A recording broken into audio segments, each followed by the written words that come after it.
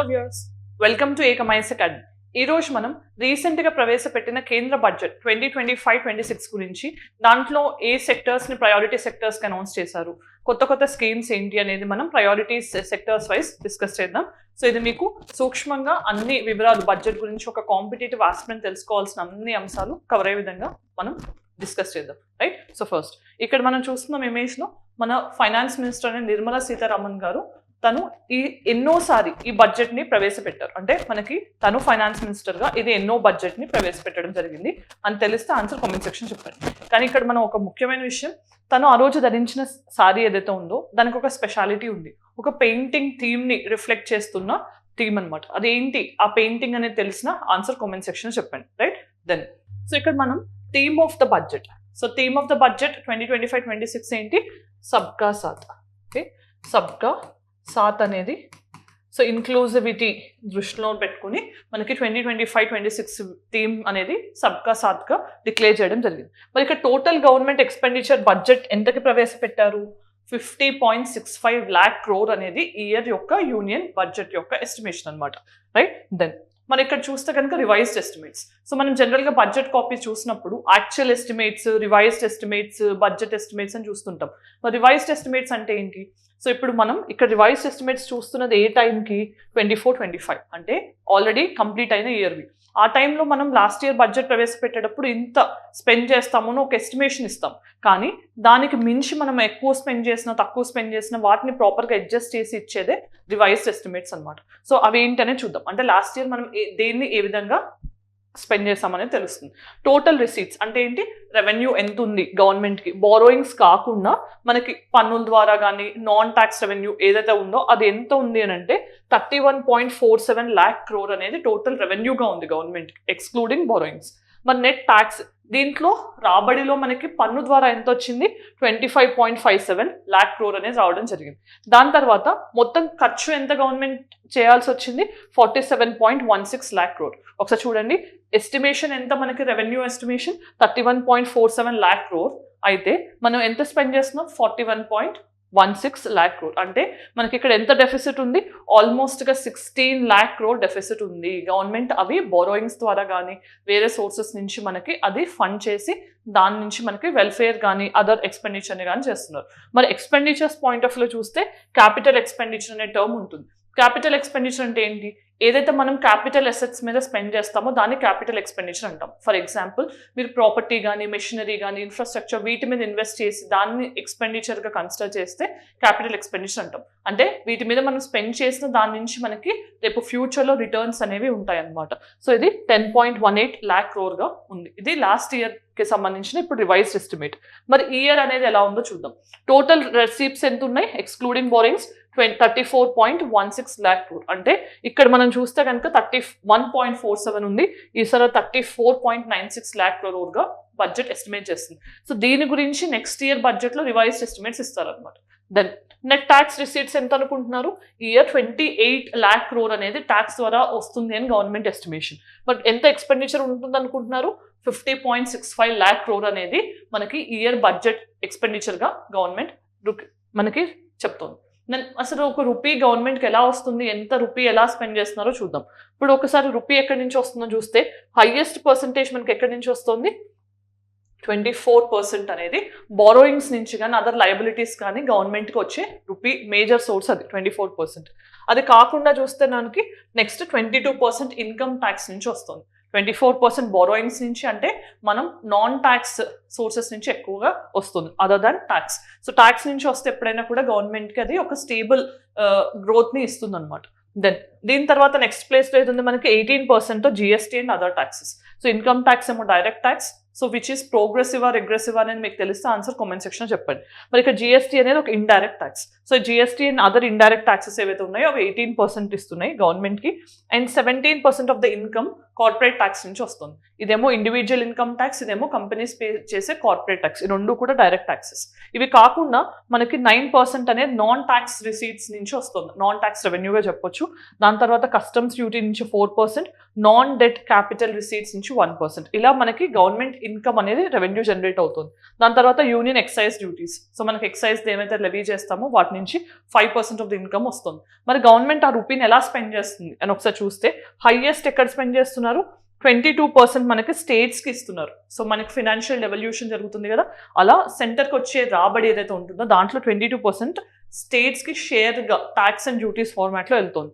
దాని తర్వాత 20% ఎలా వెళ్తుంది, ఇంట్రెస్ట్ పేమెంట్స్. సో ఇక్కడ మనం 24% బోరోయింగ్స్ తీసుకున్న వాటికి ఇంట్రెస్ట్ పే చేయాలి కదా, అది 20%. దాని తర్వాత 16% ఎక్కడికి వెళ్తుంది, central sector schemes. Central sector schemes అంటే ఏవైతే గవర్నమెంట్ ఆఫ్ ఇండియా ఇంప్లిమెంట్ చేస్తుందో మొత్తం ఫైనాన్షియల్ బర్డెన్ బేర్ చేసి వాటికి 16% ఆఫ్ ద మనీ వెళ్తుంది. దాని తర్వాత చూస్తే కనుక మీరు 8%తో మనకి అదర్ ఎక్స్పెండిచర్ కానీ, finance commission related transfers, grant in AIDS కానీ అవన్నీ. అండ్ 8% ఏమో centrally sponsored scheme. Central sector స్కీమ్లో గవర్నమెంట్ మొత్తం బేర్ చేయాలి, ఇంప్లిమెంటేషన్ కూడా గవర్నమెంట్ చూసుకుంటుంది. బట్ సెంట్రలీ స్పాన్సర్డ్ స్కీమ్లో మనకి సెంటర్ అండ్ స్టేట్స్ రేషియోలో షేర్ చేసుకుంటాయి అండ్ ఇంప్లిమెంటేషన్ స్టేట్స్ దగ్గర ఉంటుంది. దాని తర్వాత 8% డిఫెన్స్కి ఇచ్చారు. And other subsidies like petroleum subsidies కానీ, ఫర్టిలైజర్స్ కానీ, ఫుడ్ సబ్సిడీస్ కానీ ఇలాంటివన్నీ కూడా ఇంకొక 6%. ఇలా టోటల్గా మన గవర్నమెంట్ అదర్ 4% పెన్షన్స్ అనమాట. ఇలా గవర్నమెంట్ ఆఫ్ ఇండియా స్పెండింగ్స్ ఇలా ఉన్నాయి, రైట్. దెన్ మరి ఇక్కడ ఫినాన్స్ పాయింట్ ఆఫ్ వ్యూ చూస్తే ఫిస్కల్ కాన్సాలిడేషన్ పాయింట్ ఆఫ్ వ్యూలో ఫినాన్స్ మినిస్టర్ ఏం చెప్పారు బడ్జెట్ స్పీచ్లో అంటే, ఇప్పుడు మనం సస్టైనబుల్ ఫిస్కల్ డెఫిసిట్ వైపు గవర్నమెంట్ ఏం చేస్తోంది అని చెప్పారు. అంటే మనం ఎప్పటి నుంచో కూడా ఫిస్కల్ డెఫిసిట్ని <3% దగ్గర ఉంచాలి అని టార్గెట్ పెట్టుకున్నాం. ఈవెన్ మనకి ఎఫ్ఆర్బిఎం యాక్ట్ ఏంటి, fiscal responsibility budget management act.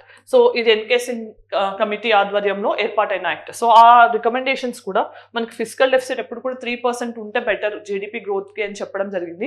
కానీ మనం రీసెంట్ టైమ్స్లో COVID-19 కానీ అదర్ ఎక్స్టర్నల్ షాక్స్ వల్ల నా 3% లిమిట్ని మనం రీచ్ అవ్వలేకపోతున్నాం. ఎప్పుడు కూడా 4%, 5% ఆ రేంజ్లో ఉంటుంది.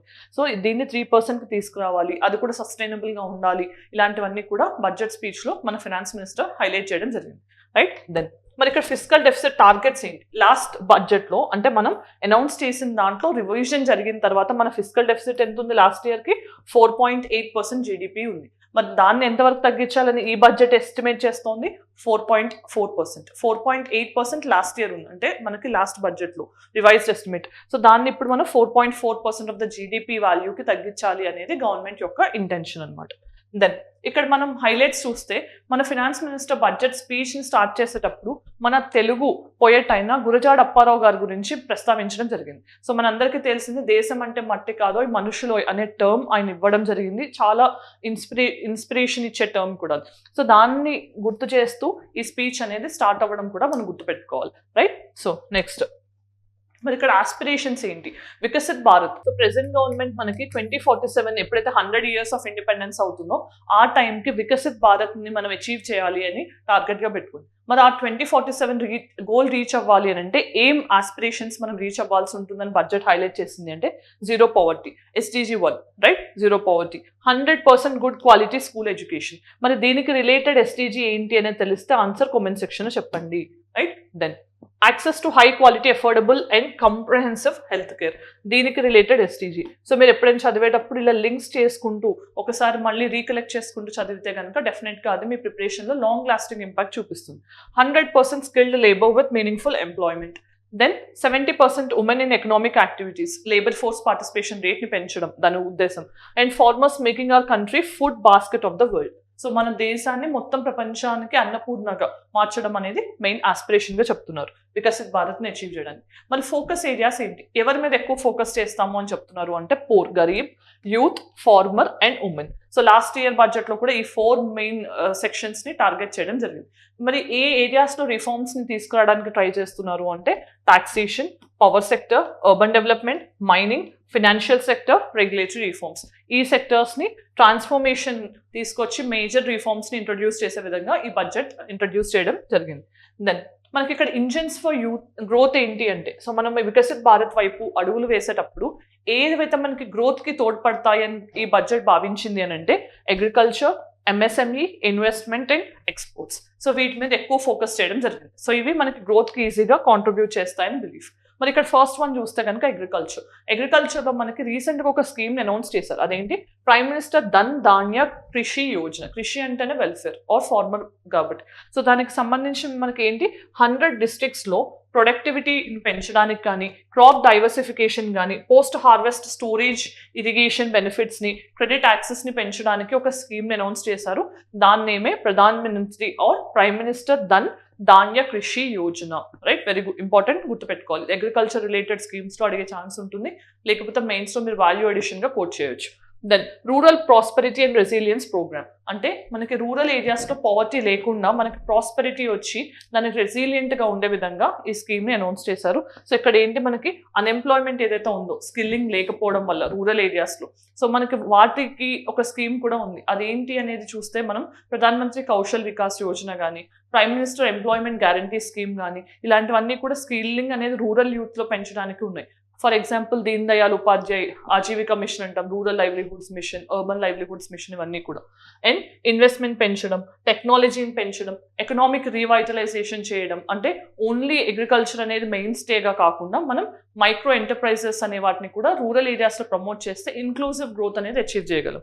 దాంతోపాటు రూరల్ ఉమెన్ని ఫోకస్ చేయడం, యంగ్ ఫార్మర్స్ని, స్మాల్ అండ్ మార్జినల్ ఫార్మర్స్ని కూడా ఫోకస్ చేసే విధంగా ఈ స్కీమ్ అనేది డెవలప్ చేస్తున్నారు. Then mission for Atmanirbhar in pulses. So మనకు తెలిసిందే, ఇండియా కొన్ని సంవత్సరాల నుంచి పల్సెస్లో సెల్ఫ్ సఫిషియన్సీ అచీవ్ చేయలేకపోయింది. పల్సెస్ని మనం మేజర్ కంట్రీస్ నుంచి ఇంపోర్ట్ చేసుకుంటున్నాం.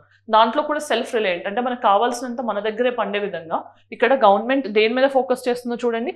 6 year ఇనిషియేటివ్ లాంచ్ చేసి తుర్ దాల్ కానీ, ఉరడ్ దాల్, మినుములు కానీ, అండ్ మసూర్ దాల్, ఎర్ర కందిపప్పు, ఇలాంటి వాటిని ఫోకస్ చేస్తూ మనకి నెఫెడ్ అంటే మనకి మార్కెటింగ్ ఫెడరేషన్ అనమాట, నేషనల్ మార్కెటింగ్ ఫెడరేషన్, వాళ్ళతో పాటు ఎన్సీసీఎఫ్తో కలిసి మనకి ప్రాపర్గా ప్రొక్యూర్మెంట్ జరిగి 4 years పాటు మన దగ్గరే మనం ఈ సెల్ఫ్ సఫిషియన్సీ అచీవ్ చేసే విధంగా ఈ స్కీమ్ని డిజైన్ చేయడం జరిగింది. దెన్ అగ్రికల్చర్కి సంబంధించి వేరే స్కీమ్స్ చూద్దాం.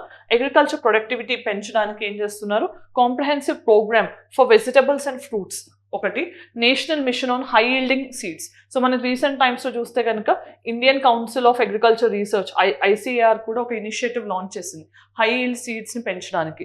Then a 5 year mission for cotton productivity. వీటి ద్వారా ఏంటి, మనం అగ్రికల్చర్ ప్రొడక్టివిటీ పెంచితే ప్రాస్పెరిటీ వస్తుంది, దానివల్ల పావర్టీ అనేది ఎరాడికేట్ అవుతుంది. ఇలా మనకి కన్సంప్షన్, ఇన్వెస్ట్మెంట్స్ కూడా పెరుగుతాయి. సో అలా దీన్ని ఇంట్రడ్యూస్ చేయడం జరిగింది. అండ్ ముఖ్యంగా చూస్తే కనుక మనకి ఫార్మర్స్కి క్రెడిట్ పెంచడానికి ఆల్రెడీ ఉన్న 3 lakh లిమిట్ని, క్రెడిట్ కార్డ్ ఏదైతే కిసాన్ క్రెడిట్ కార్డ్స్ ఇస్తున్నామో దాని కింద ఉండే లోన్ లిమిట్ని 5 lakhsకి పెంచారు. ఇక్కడ ఏంటి, మనకి ఏ స్కీమ్ కింద, అది modified interest subvention scheme, MISS అంటారు. సో దాని కింద ఏంటి, మీరు టైమ్లీ రీపేమెంట్స్ చేస్తే ఇంట్రెస్ట్ అనేది సబ్వెన్షన్ అవుతూ ఉంటుంది అనమాట. Then makhana board for Bihar. So phool makhana ఉంటుంది, దానికి సంబంధించిన ఒక ప్రొడక్షన్ కానీ ప్రాసెసింగ్ చైన్ ఇది పెంచడానికి మనకు ఒక బోర్డ్ అనే దాన్ని బీహార్లో స్టార్ట్ చేస్తున్నారు. దెన్ ఇండియన్ పోస్ట్ అనే దాన్ని రూరల్ గ్రోత్ని ప్రాస్పర్ చేయడానికి ఎలా వాడుతున్నారో గవర్నమెంట్ చూడండి. Rural community hub colocation point of వ్యూలో ఇన్స్టిట్యూషనల్ కమ్యూనిటీ అకౌంట్ సర్వీసెస్ని ప్రొవైడ్ చేయడం, డీబీటీ డైరెక్ట్ బెనిఫిట్ ట్రాన్స్ఫర్ కానీ, క్యాష్ విత్డ్రా చేసుకోవడానికి, లేకపోతే ఈఎంఐ పికప్స్ చేసుకోవడానికి ఇండియన్ పోస్ట్ని ప్రమోట్ చేయడం, క్రెడిట్ సర్వీసెస్ని మైక్రో ఎంటర్ప్రైజెస్కి పెంచడం, అలానే ఇన్సూరెన్స్ కవరేజ్తో పాటు అసిస్టెడ్ డిజిటల్ సర్వీసెస్ని ప్రమోట్ చేయడం, ఇవన్నీ కూడా ఇండియన్ పోస్ట్ ద్వారా చేస్తూ మనం సెల్ఫ్ రిలయన్స్ అనేది అచీవ్ చేయొచ్చు అని బడ్జెట్ భావిస్తుంది.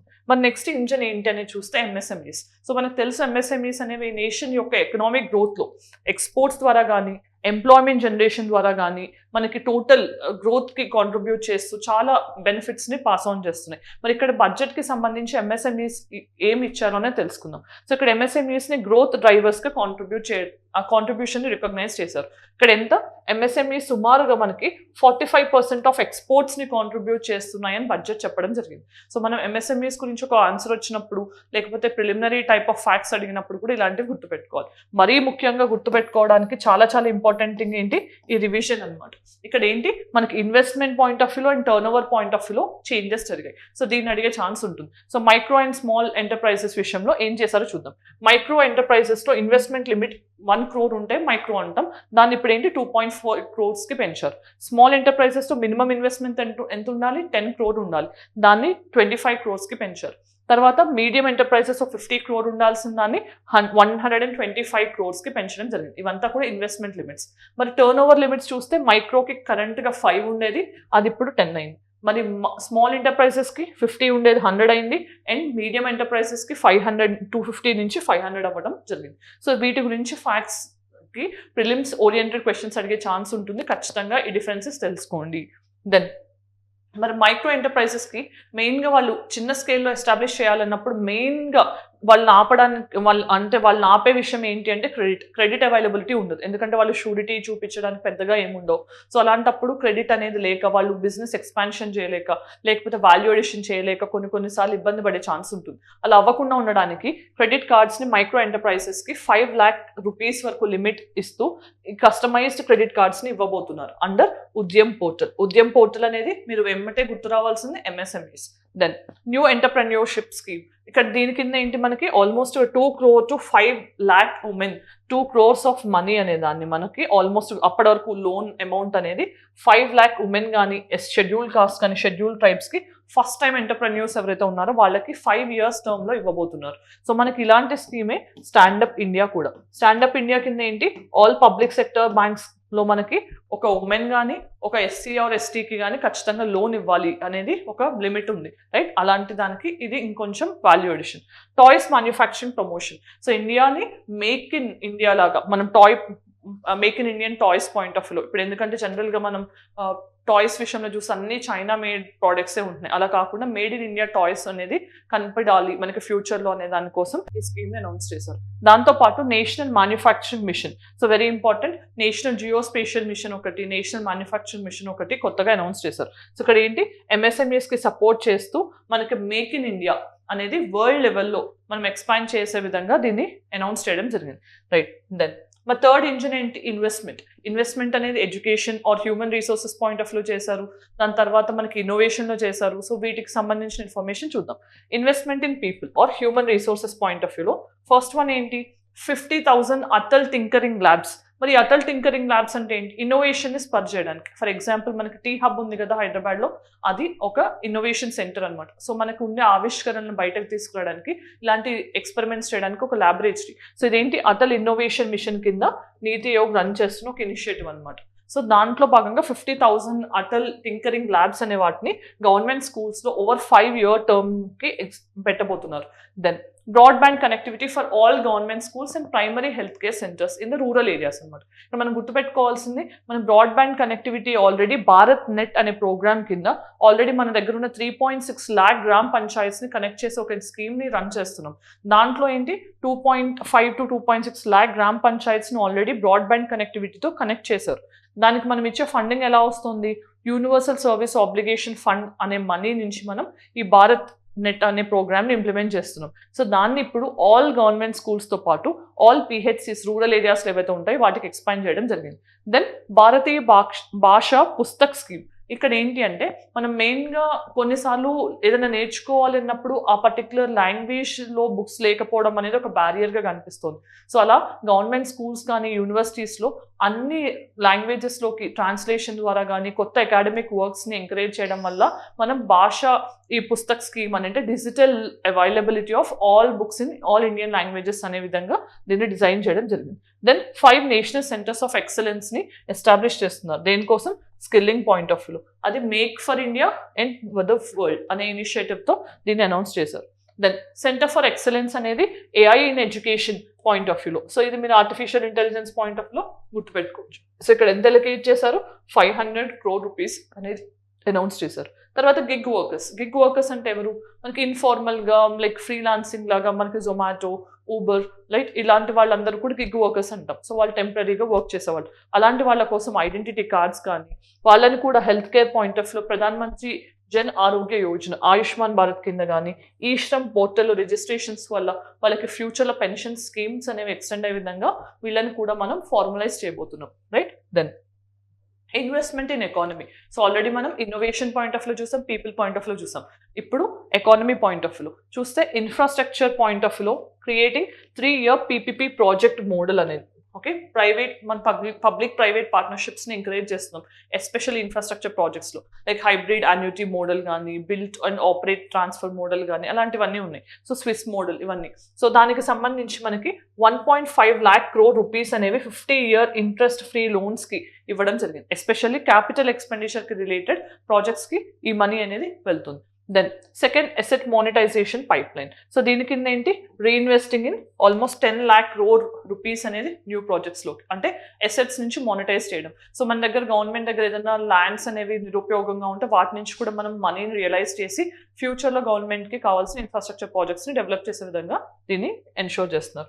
మరి ఇంకొక స్కీమ్ ఏంటి, జల్ జీవన్ మిషన్. సో మనకి ఏంటి, ఈ స్కీమ్ కింద piped water supply for all the rural house holds. So అది ఇనీషియల్గా మనం పెట్టుకున్న టార్గెట్ 2024, కానీ ఇప్పుడు మనం 100% ఇవ్వలేకపోయాం కాబట్టి దాన్ని 2028కి ఎక్స్టెండ్ చేయడం జరిగింది, రైట్. దాంతోపాటు అర్బన్ ఛాలెంజ్ ఫండ్ అనేది క్రియేట్ చేశారు with a corpus of 1 lakh crore rupees. మరి దీంట్లో ఏం చేయబోతున్నారు, cities and growth hubs, cities అనే వాటిని గ్రోత్ హబ్స్గా చేయడానికి, లేదంటే creative redevelopment of cities point of వ్యూలో, or water and sanitation point of వ్యూలో వీటిని, అంటే మనకు మేజర్గా సిటీస్లో వచ్చే ప్రాబ్లమ్స్ని మనం అడ్రస్ చేస్తూ సిటీస్ని గ్రోత్ హబ్స్గా డిజైన్ చేయడానికి ఈ ఫండ్ అనేది హెల్ప్ అవుతుందని బడ్జెట్ భావిస్తుంది.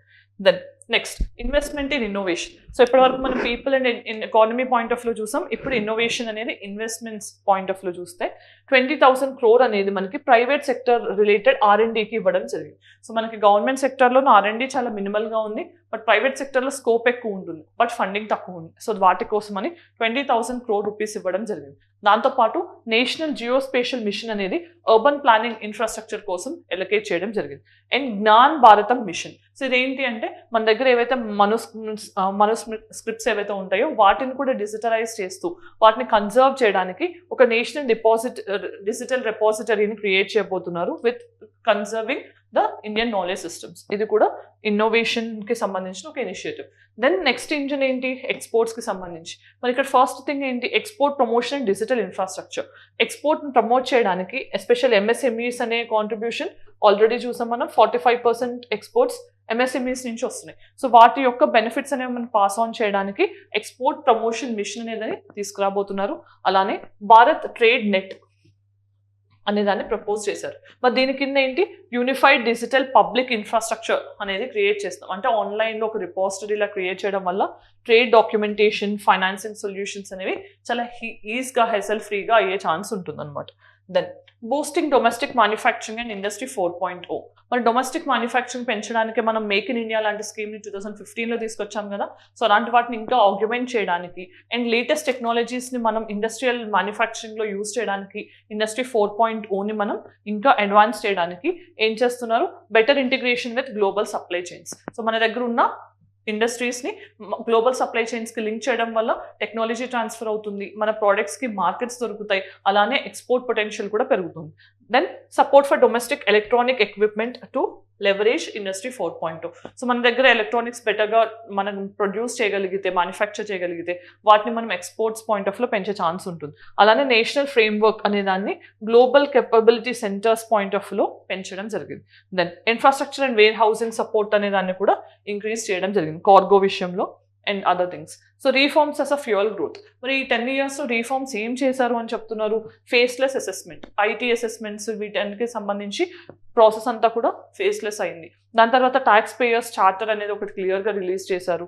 అండ్ ఫాస్ట్ రీఫండ్స్ అనేవి మనకి ఏమైనా, అంటే కొన్నిసార్లు మనం డబల్ ట్యాక్స్ పే చేసినప్పుడు రీఫండ్స్ కానీ, ఇన్పుట్ ట్యాక్స్ క్రెడిట్స్ కానీ, ఇవన్నీ రీఫండ్స్ కానీ, and 99% returns on self assessment, ఓన్గా మనం అసెస్ చేసుకుంటే కనుక రిటర్న్స్ ఎక్కువ గ్యారంటీగా. దెన్ వివాద్ సే విశ్వాస్ స్కీమ్ అనే దాన్ని గవర్నమెంట్ ఎక్కువగా ప్రమోట్ చేస్తుంది, లిటిగేషన్ తగ్గించి గవర్నమెంట్ తరపున మనకి ఇనిషియేటివ్స్ అనేవి బెటర్గా ఉండడానికి. తర్వాత trust first and scrutinise rate, అంటే గవర్నమెంట్ మన మీద నమ్మకం ఉంచి మనం వెరిఫికేషన్ కంటే ముందు బిజినెస్ ఎన్వైర్న్మెంట్ స్పర్ అవ్వడానికి ఇనిషియేటివ్ అనేది అనౌన్స్ చేయడం జరిగింది, రైట్. దెన్ మరి ఇక్కడ ఫైనాన్షియల్ సెక్టర్ రిఫార్మ్స్ ఏం తీసుకున్నారు ఈ బడ్జెట్లో అంటే, యూనియన్ బడ్జెట్ 2025-26లో మనకి కీ ఇంప్రూవ్మెంట్స్ ఏంటి, కంప్లయన్స్, ట్యాక్స్ కంప్లయన్స్లో కానీ, అట్రాక్టివ్ ఇన్వెస్ట్మెంట్స్ పాయింట్ ఆఫ్ లో కానీ, strong regulatory environment point of లో కానీ అనౌన్స్ చేయడం జరిగింది. మరి ఇక్కడ ఎఫ్డిఐ లిమిట్ ఇన్సూరెన్స్ సెక్టర్లో ఇంతకుముందు 74% ఉండేది, దాన్ని మనం 100%కి పెంచడం జరిగింది. సో ఇక్కడ ఎకనామిక్ మొత్తం ఎంటైర్ ప్రీమియం ఇండియాలో కనుక ఇన్వెస్ట్ చేస్తే కనుక ఆ కంపెనీస్కి ఈ ఎఫ్డిఐస్ అనేది వర్తిస్తుంది. మరి లైట్ టచ్ రెగ్యులేటరీ ఫ్రేమ్వర్క్ ఇక్కడ ఏంటి, ట్రస్ట్ బేస్డ్ గవర్నెన్స్ అనేదాన్ని ప్రమోట్ చేస్తూ ప్రొడక్టివిటీ అండ్ ఎంప్లాయ్మెంట్ పెంచడానికి లైట్ టచ్ అంటే గవర్నమెంట్ పెద్దగా స్క్రూటినైజ్ చేయకుండా రెగ్యులేటరీ ఫ్రేమ్వర్క్ ఉండటాన్ని లైట్ టచ్ అంటాం అనమాట. సో దాన్ని ప్రమోట్ చేయబోతున్నారు. Next measures for modern regulatory system. మరి దీంట్లో ఏంటి, high level committee for regulatory reforms. దాని కింద మనకి financial sector, non financial sector రెగ్యులేషన్స్లో అంటే ఫర్ ఎగ్జాంపుల్ కొన్ని నాన్ ఫైనాన్షియల్ సెక్టర్స్ అంటే పెన్షన్స్ కానీ ఇలాంటి వాటిల్లో మనం రెగ్యులేషన్స్ని లైసెన్సెస్ని ఇంకా ఈజ్ చేయడానికి ఒక రివ్యూ సిస్టమ్తో పాటు ట్రస్ట్ బేస్డ్ గవర్నెన్స్ని ప్రమోట్ చేయడం, ఈజ్ ఆఫ్ కంప్లైన్స్ని ప్రమోట్ చేయడం అనేది అనౌన్స్ చేయడం జరిగింది. Then investment friendliness index of states. So ఇది 2025లో లాంచ్ చేస్తున్నారు. దీంట్లో కాంపిటేటివ్ కోఆపరేటివ్ ఫెడరలిజం అనే దానికి ర్యాంకింగ్ ఇస్తున్నారు. సో ఫిజికల్ హెల్త్ ఇండెక్స్ చూసాం, రీసెంట్గా నీతి ఆయోగ్ రిలీజ్ చేస్తుంది. సో అలాంటి వాటిని ఇంకా ఎంకరేజ్ చేస్తున్నారు. Then financial stability and development council, FSDC council అంటున్నాం కదా. సో దీన్ని ఏంటి, ఫైనాన్షియల్ రెగ్యులేటరీ బాడీస్ అందరూ కూడా దీంట్లో కంపోజిషన్ కలిగి ఉంటారు. సో ఇక్కడ ఏంటి, ఫైనాన్షియల్ సెక్టర్ అనేది ఎలా రెస్పాండ్ అవుతుంది, ఇంకా దాన్ని ఎలా బెటర్గా చేయాలి, దాని ఇంపాక్ట్ అనేది ఎకానమీ మీద ఎక్కువగా ఉంటుంది, అవన్నీ ఇక్కడ డిస్కస్ చేయడం జరిగింది. Then Jan Vishwas bill 2.0. ఇక్కడ ఏంటి, decriminalise 100+ provisions in various laws. So మనకి ఏవైతే ఈజ్ ఆఫ్ డూయింగ్ బిజినెస్కి ఇబ్బందిగా ఆల్రెడీ ఉన్న లాస్, రిడెండెంట్ లాస్ ఏవైతే ఉన్నాయో వాటిని రిపీల్ చేయడానికి జన్ విశ్వాస్ బిల్ 2.0ని ఇంట్రడ్యూస్ చేస్తాము అని గవర్నమెంట్ చెప్పడం జరిగింది. దెన్ ట్యాక్స్ విషయంలో ఏం చేశారు, మిడిల్ ట్యాక్స్కి మేజర్ రిలీఫ్. మనకి పర్సనల్ ఇన్కమ్ ట్యాక్స్ రిలీఫ్ చూస్తే no income tax up to 12 lakh per annum. So ఇక్కడ జనరల్గా ఏంటి, మనకి 0 to 4% అనేది మనకి ట్యాక్స్ ఉండదు. దెన్ 4 to 8% అనేది జనరల్గా 5% ఆఫ్ ద ట్యాక్స్. తర్వాత 8 to 12 lakhs అయితే మీరు సంపాదిస్తుంది 10% ఆఫ్ ద ఇన్కమ్ అనేది ట్యాక్స్ అవుతుంది. సో ఈ లెక్కను మనం క్యాలిక్యులేట్ చేస్తే ఇక్కడ ఒక 20,000 వస్తుంది, ఇక్కడ ఒక 40,000 అమౌంట్ అనేది మీరు అంటే టోటల్గా 12 lakhs లోపు సంపాదిస్తే కనుక మనం 60,000 ట్యాక్స్ పే చేయాల్సి ఉంటుంది. సో ఈ 60,000 ఇప్పుడు గవర్నమెంట్ రిబేట్గా ఇవ్వబోతోంది. సో మీరు పే చేయాల్సింది ఏమీ ఉండదు, అదే ఇక్కడ మేజర్ ట్యాక్స్ రిలీఫ్ అనమాట, రైట్. దెన్ సాలరీడ్ ఇండివిజువల్స్కి మనకి 12.75 lakh per annum అనేది మనకి స్టాండర్డ్ డిడక్షన్ ద్వారా, అంటే జనరల్గా ఇంతకుముందు 50,000 స్టాండర్డ్ డిడక్షన్ ఇచ్చేవాళ్ళు, ఆ 50,000 ఇప్పుడు 75,000కి పెంచడం వల్ల ఏమవుతుంది, మీరు డిడక్ట్ చేసిన అమౌంట్ లోగా ఉంది అని అంటే మీరు డిడక్ట్ చేసిన తర్వాత అమౌంట్ తక్కువ అవుతుంది, తక్కువ అమౌంట్ ఉంది అని అంటే ట్యాక్స్ పే చేయాల్సింది కూడా తక్కువ అవుతుంది. అలా మనకి డిడక్షన్ పెంచడం వల్ల కూడా ఆ బెనిఫిట్ అనేది పేయర్స్కి ట్రాన్స్లేట్ అయ్యే విధంగా దీన్ని ఇవ్వడం జరిగింది. Then estimated revenue loss of 1 lakh crore అనేది ఎవరైతే న్యూ ట్యాక్స్ స్ట్రక్చర్స్ లైక్ మనం జిఎస్టీని కానీ ఇలాంటి వాటిని తీసుకోవడం వల్ల ఎవరైతే ఇబ్బంది పడ్డారో అలాంటి వాళ్ళ కోసం అని 1 lakh crore rupees అనే దాన్ని ఇస్తున్నారు రెవెన్యూ లాస్ రూపంలో. Then compliance ease and incentives. So return ఫైలింగ్స్ని ఈజీగా ఎక్స్టెండ్ చేయడం, టైం పీరియడ్ని 2 years to 4 years పెంచడం, రిజిస్ట్రేషన్ పీరియడ్ అనేది స్మాల్ చారిటబుల్ ట్రస్ట్కి 5 to 10 years పెంచడం, నేషనల్ సేవింగ్ స్కీమ్స్ని and NPS national pension scheme Vatsalya అకౌంట్స్ని ట్యాక్స్ ఎగ్జెంప్షన్ ఇవ్వడం, ఇవన్నీ కూడా recent initiatives.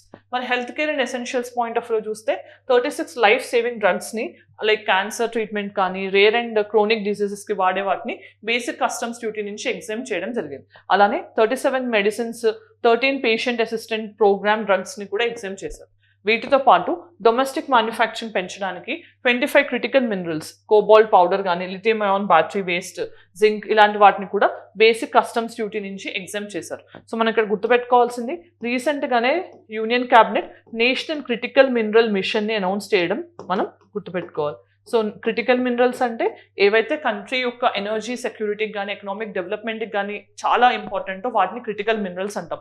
Rare earth elements అని కూడా అనొచ్చు. సో అలా మన ఇండియాలో 30 ఎలిమెంట్స్ ఉన్నాయి. ఆ 30లో ఒక 25ని ఐడెంటిఫై చేసి వాటి ఇంపోర్ట్స్కి సంబంధించిన బేసిక్ కస్టమ్స్ డ్యూటీని ఎగ్జెంప్ట్ చేశారు.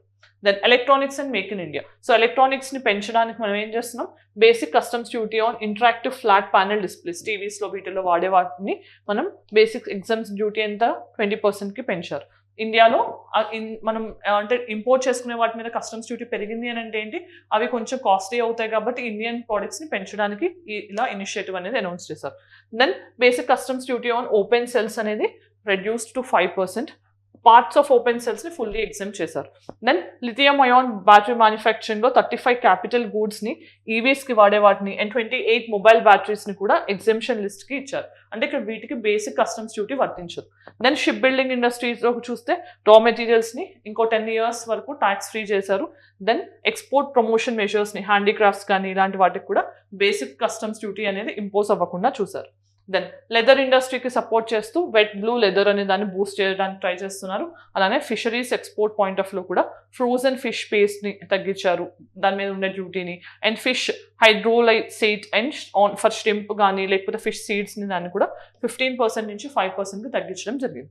Right. Then vision for Viksit Bharat. మరి ఇక్కడ గవర్నమెంట్ విజన్గా ఏం చెప్తుంది, మన 2047లో వికసిత్ భారత్ని అచీవ్ చేయడానికి డెమోగ్రఫీ, డిమాండ్ ఈ 3 కీ రోల్ ప్లే చేస్తాయని మన ఫినాన్స్ మినిస్టర్ చెప్పడం జరిగింది. అలానే ట్యాక్స్ రెజీమ్స్ అనేవి కొత్తగా మనం అనౌన్స్ చేసిన పాలసీస్ అన్నీ కూడా కన్జంప్షన్, సేవింగ్స్ అండ్ ఇన్వెస్ట్మెంట్ని మనకి ప్రమోట్ చేసే విధంగా ఉన్నాయని గవర్నమెంట్ చెప్పడం జరిగింది. మరి ఇదంతా మనం డిస్కస్ చేసింది యూనియన్ బడ్జెట్ 2025-26లో భాగంగా. రైట్. సో ఇప్పుడు మనం అసలు బడ్జెట్ అనేది ఏంటి అంటే మనకి యూనియన్ బడ్జెట్ అనేది ఎవ్రీ ఇయర్ ప్రవేశపెట్టే ఒక యాన్యువల్ డాక్యుమెంట్ లా చెప్పొచ్చు. మరి దీన్ని ఎవరు ప్రవేశపెడతారు? జనరల్గా అయితే కాన్స్టిట్యూషన్ ప్రకారం president of India lay down చేయాలి. కానీ ప్రెసిడెంట్ ఆఫ్ ఇండియా తరపున ఫైనాన్స్ మినిస్టర్ మనకి బడ్జెట్ అనే దాన్ని ప్రవేశపెడతారు. కానీ మనకి బడ్జెట్ అనే టర్మ్ కంటే ఇండియన్ కాన్స్టిట్యూషన్లో యాన్యువల్ ఫినాన్షియల్ స్టేట్మెంట్ అనే టర్మ్ మెన్షన్ చేసి ఉంది. Annual financial statement. సో మనకి ఇక్కడ ఆర్టికల్ ఏంటి, ఆర్టికల్ 112 ఆఫ్ ఇండియన్ కాన్స్టిట్యూషన్ ప్రకారం మనకి యాన్యువల్ ఫినాన్షియల్ స్టేట్మెంట్ అంటే గవర్నమెంట్ యొక్క ట్యాక్స్ పాలసీస్ ఎలా ఉండబోతున్నాయి, ఫ్యూచర్లో వాళ్ళు తీసుకోవాలనుకుంటున్న రిఫార్మ్స్ ఏంటి, ఎంత అచీవ్ చేశారు, రివైజ్డ్ ఎస్టిమేట్స్ ఇలాంటివన్నీ కూడా ఇంక్లూడ్ చేసి మనకి ఒక పాలసీ అవుట్లైన్ ఇవ్వడాన్ని బడ్జెట్ అంటాం. సో ఇది యాన్యువల్ ఫినాన్షియల్ స్టేట్మెంట్గా మన constitution of India under article 112లో మెన్షన్ చేయబడి ఉంది. దెన్ మరి ఈరోజు ఒక ప్రాక్టీస్ క్వశ్చన్ చూద్దాం. What is the fiscal deficit target as percentage of GDP for 2025-26? మరి ఆల్రెడీ మనం డిస్కస్ చేసాం. దాంట్లో మన ఫిస్కల్ డెఫిసిట్ టార్గెట్ ఎంత అనేది తెలిస్తే ఆన్సర్ కామెంట్ సెక్షన్ చెప్పండి. దెన్ ఈ రోజు మనం యూనియన్ బడ్జెట్ 2025-26ని డిస్కస్ చేయడం జరిగింది. ఈ వీడియో మీకు హెల్ప్ఫుల్ అనిపిస్తే మీ ఒపీనియన్ కామెంట్ సెక్షన్ చెప్పండి. Thanks for watching. All the very best.